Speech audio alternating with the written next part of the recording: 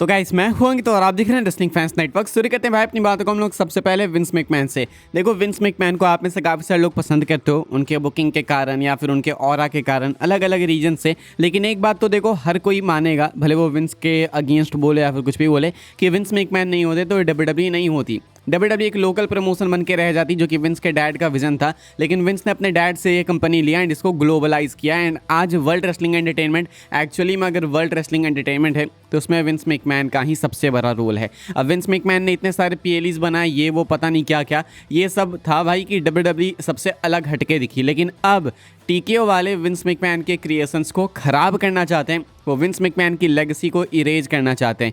TKO के mark सेपिरो ने भाई अभी एक रिसेंट इंटरव्यू में बोला कि उनका मेन एम फिलहाल ये है कि विंस मैकमैन के बनाए हुए पीएलईज को पीछे छोड़ के अब आगे बढ़ा जाए। इनका कहना है कि अभी जो ये रसलपलूजा पीएलई हुआ था ये भी इसी मोटिव से हुआ था कि ट्रिपल एच रसलपलूजा लेके आए। हालांकि इनका कहना है कि रसलपलूजा ट्रिपल एच लेके आए, लेकिन रसलपलूजा तो पहले भी हुआ करता था। तो पता नहीं यहाँ पे कहना क्या चाह रहे हैं, लेकिन इनका बेसिकली कहना ये है कि जो पुराने पीएलईज हैं, एक्सट्रीम रूल्स, हेल इन अ सेल, टीएनए, पे बैक, इन सब से ये मूव ऑन करना चाहते हैं। तुम देखोगे तो हेल इन अ सेल इन्होंने ख़त्म कर दिया है, तुम देखोगे तो भाई पे बैक अब होता नहीं है, तुम देखोगे टीएलसी भी खत्म हो चुका है, तुम देखोगे तो भाई ये सर्वाइवर सीरीज के traditional 5-on-5 survivor series matches वो भी अब खत्म हो चुके हैं। तो ऐसे में टीकेओ का मेन मोटिव है विंस मैकमैन की लेगेसी को खत्म करना, विंस मैकमैन के क्रिएशंस को इरेज करना। ये देखो कहीं से भी सही नहीं है एंड मुझे लगता है कि ये अगर आप पर्सनल खुन्नस निकालने के चक्कर में हो कि विंस मैकमैन से खुन्नस निकाल लें या फिर कुछ ऐसा कर लें, तो ये चलो एक हद तक सही लगता है कि हाँ ठीक है वो बंदा कंपनी में नहीं है तो अब नहीं है। लेकिन ये इम्पैक्ट करेगा डब्ल्यूडब्ल्यूई के फ्यूचर को। विंस मैकमैन के क्रिएशंस ऐसे बस बेसलेस नहीं है कि हाँ ईगो में आके हमने ये बना दिया, उसने ये बोल दिया तो खार में आके हमने ये कर दिया। विंस मैकमैन ने चीज़ों को ढंग से बनाया था, सोच समझ के कि ये चीज़ यहाँ काम आएगी, वो चीज़ वहाँ काम आएगी, ये पीएलई इसलिए होना चाहिए, ये पीएलई इसलिए होना चाहिए। लेकिन आप पर्सनल खुन्नस, पर्सनल राइवलरी, पर्सनल बीफ के चक्कर में इन सारे आइकॉनिक पीएलईज को हटाते जाओगे, अगर क्रिएशंस इरेज करते जाओगे तो देन कंपनी मीनिंगलेस हो जाएगी। विंस मैकमैन ने जो भी कुछ बनाया था सोच समझ के बनाया था। आखिरी के कुछ सालों में बुकिंग खराब हो गई थी विंस की, ढंग से ऑपरेट नहीं कर पा रहे थे, लेकिन इसका मतलब ये नहीं है कि विंस के किए हुए काम को हम भूल ही जाएं। इस सब ये जो रसलमीना है, रसलमीना भी हटा दो, फिर मूव ऑन ही कर लो। रसलमीना को हटा के रसलपलूजा को ही कर दो अपना मेन शो बना लो। ये कहते हैं कि रसलपलूजा एक बहुत ही सक्सेसफुल इवेंट था, ये इस चीज़ को पॉइंट आउट नहीं करेंगे कि रसलपलूजा की बुकिंग खराब थी या रसलपलूजा एक अच्छा शो नहीं था, एंटरटेनिंग शो नहीं था। लेकिन ये जरूर से बोलेंगे कि प्रॉफिट तो हमें काफ़ी हुआ। तो ये लोग पब्लिक में आके, इंटरव्यू में आके जब ये बोलने लग रहे हैं कि हमें प्रॉफिट हो रहा है एंड ये नहीं बोल रहे हैं कि फैंस को मज़ा आ रहा है फिर नहीं,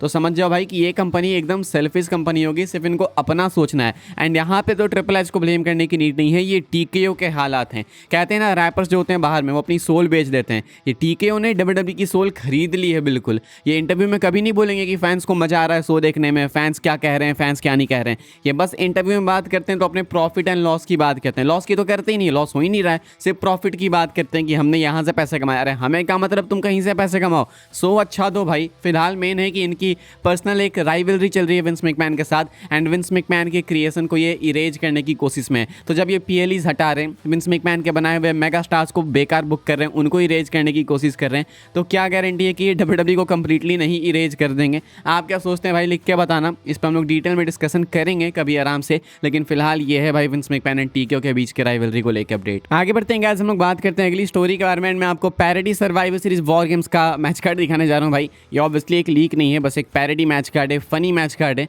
तो मुझे लगा मेरे फीड पे आई तो आपके लिए भी सेव कर लेता हूँ, आपको भी दिखाता हूँ। तो इस पैरेडी मैच कार्ड में एक से एक कमाल के मैचेस हैं, आप अपनी स्क्रीन के ऊपर देख ही सकते होगे भाई। यहाँ पे सबसे ऊपर है अपना ईओ स्काई रिया रिप्ली का मैच एंड एक स्ट्रैप मैच है। अगेन रिपीटिंग, ये रियल मैच कार्ड नहीं है, बस अगर ऐसा मैच कार्ड होता तो कैसा रहता ये बताना।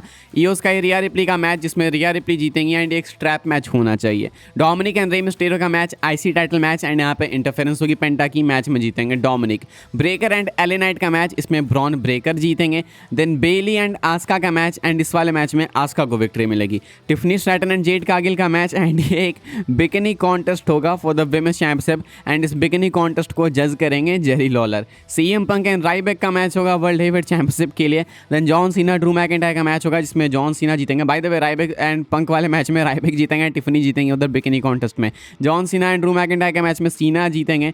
With the help of Ron Cena यानी कि R-Truth। Then Cody Rhodes and Roman Reigns का सिंगल्स मैच जिसमें रोमन रेंस जीतेंगे WWE undisputed championship Cody Rhodes को स्क्वैश करके 12 सेकंड्स में। एंड देन विंस मैकमैन वापस आएंगे ब्रेट हार्ट के साथ में। मुझे लगता है ये एक बैंगर शो हो जाएगा अगर एक्चुअली में ऐसा कर दिया जाए तो। सोचो विंस मैकमैन का भी रिटर्न, क्योंकि सर्वाइवर सीरीज में वैसे भी रिटर्न्स होते हैं, तो विंस मैकमैन का रिटर्न, ब्रेट हार्ट का रिटर्न, रोमन रेंस चैंपियन फिर से, जॉन सीना ड्रू मैकिंटायर का मैच, राइबैक की वापसी, पंक राइबैक का match, Ryback new champion, Tiffany Jade Cargill का बिकनी कॉन्टेस्टेंट। मजा आ जाएगा भाई, ये तो होना चाहिए, मैं तो चाहता हूँ कि हो। आप देखना चाहोगे क्या ये वाला मैच का? ढाया फिर लिख के बताना। बाकी ऑन अ सीरियस नोट भाई हम लोग बात करते हैं एजे ली के वॉर गेम्स इन्वॉल्वमेंट की।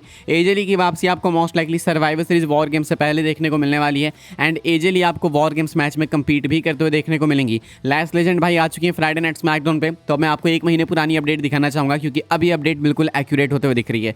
एजे Lee is reportedly listed for the women's war games match at WWE Survivor Series as well as NXT's Lash Legend. AJ Lee is planned to team with Rhea Ripley, Charlotte Flair, Alexa Bliss and Io Sky against the team of Women's Intercontinental Champion Becky Lynch, Asuka, Kairi Sane, Nia Jax and Last Legend। तो ये 10 अक्टूबर की report थी भाई wrestling observer news letter की। And क्योंकि अब last legend आ भी चुकी है सर्वाइवर सीरीज से पहले मेन रोस्टर में, तो देख के लगता है कि रिपोर्ट बिल्कुल एक्यूरेट है। तो इसके according AJ Lee team up करेंगी Rhea Ripley, Charlotte, Alexa Bliss and Iyo Sky के साथ में फेस करने के लिए women's IC champion Becky Lynch, Asuka, Kairi Sane, Nia Jax and Lash Legend को। एंड ये होगा अपना वुमेन्स वॉर गेम्स मैच। तो अच्छी लाइनअप है भाई ऑनेस्टली, एंड ये रिपोर्ट काफ़ी हद तक एक्यूरेट दिख रही है। तो यही आपको देखने को मिलेगा भाई सर्वाइवर सीरीज में वुमेन्स वॉर गेम्स मैच अपना। हम लोग आगे बढ़ते हैं भाई, बात कर लेते हैं अपनी आखिरी स्टोरी के बारे में जो कि फ्राइडे नाइट स्मैकडाउन को लेकर। तो इस हफ्ते का स्मैकडाउन भाई आज हमें देखने को मिला। एंड स्मैकडाउन कैसा शो था आप 10 में से रेट करके बता सकते हो। मैं आपको केज मैच की रेटिंग्स बता देता हूँ भाई।